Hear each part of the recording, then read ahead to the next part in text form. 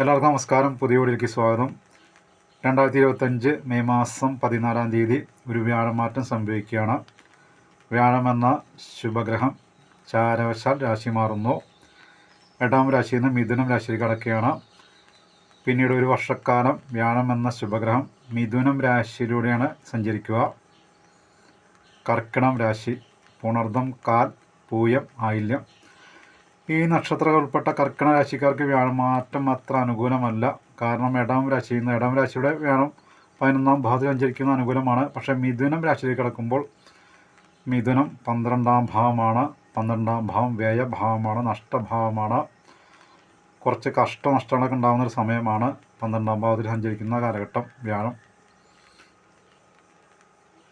അമിതമായ ചെലവുണ്ടാവാം, വരവ് കുറയാം, അതുപോലെ തന്നെ സാമ്പത്തിക നഷ്ടമുണ്ടാവാം, തൊഴിലൊക്കെ നഷ്ടപ്പെടാൻ സാധ്യതയുണ്ട്.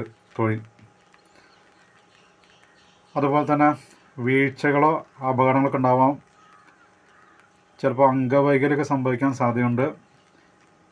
ചെയ്യുന്ന പ്രവൃത്തികൾക്കെല്ലാം ഒരു തടസ്സം അനുഭവപ്പെടാം. മൊത്തത്തിലൊരു മോശം സമയമാണ് ഈ വ്യാഴം 12-ാം ഭാവത്തിലൂടെ സഞ്ചരിക്കുന്ന ഒരു സമയം. ഈ നക്ഷത്രക്കാർ, കർക്കിടകം രാശി നക്ഷത്രക്കാർ ജാതകപ്രകാരം അനുഭവിക്കുന്ന ദശകൾക്ക് അപഹാരങ്ങൾക്കൊക്കെ ഫലമുണ്ടെങ്കിൽ ഈ വ്യാഴമാറ്റം അത്ര ദോഷം ചെയ്യാൻ പ്രതീക്ഷിക്കാം. വ്യാഴപ്രീതിക്ക് വേണ്ടിയിട്ട് മഹാവിഷ്ണുവിനെ ഭജിക്കുന്നത് വളരെ നന്നായിരിക്കും. ഇനിയും ഇതുപോലുള്ള ചെറിയ വീഡിയോകളുമായി ഞാൻ നിങ്ങളുടെ മുന്നിൽ വരാം. എല്ലാവർക്കും നന്ദി, നമസ്കാരം.